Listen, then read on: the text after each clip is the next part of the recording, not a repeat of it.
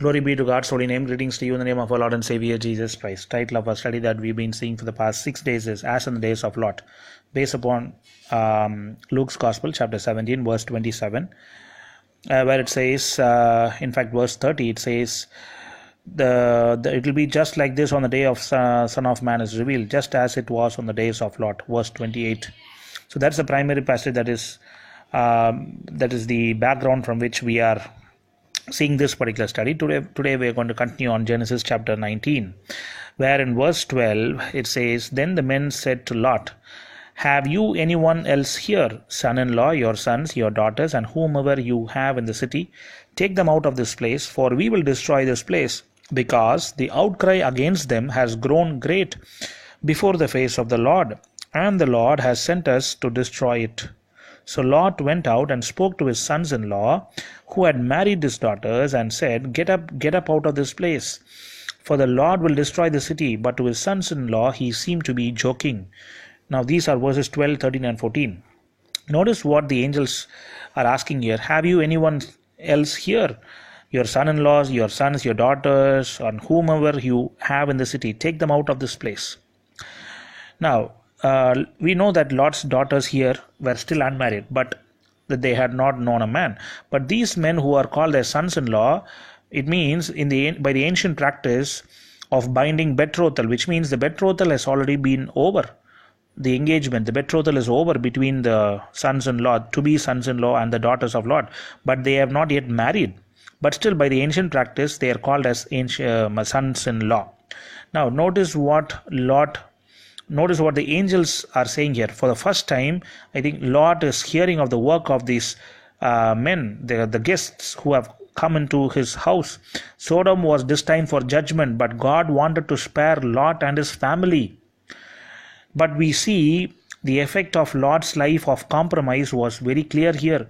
When Lot was speaking with utmost sincerity, seriousness to his sons-in-law about the judgment of God, they did not believe in him. Not even they would be saved from the judgment to come. So we know what happened. The sons-in-law were not saved from the judgment because they did not believe Lot's words. They thought Lot was joking. The life of Lot shows us that it is possible to have friends, we might be called as righteous people, but in life, are we influencing people positively? That's the question we need to ask. But are we like Lot, who compromises on everything?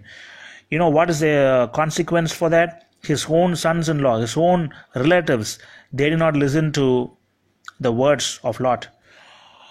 They did not listen to the words of Lot.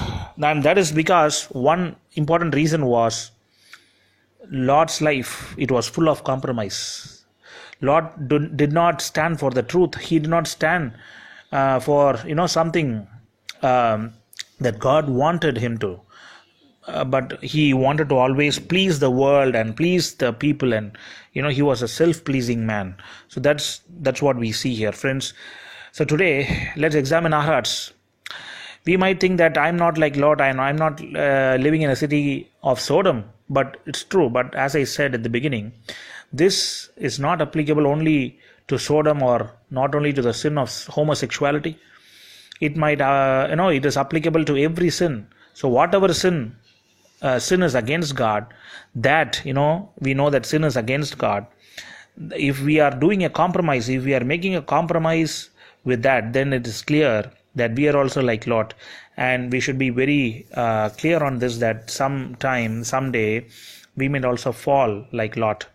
If we make a lot of compromises, it's not going to help us in any way. So we should take a stand. We should stand for the truth. We should hold fast that which is good.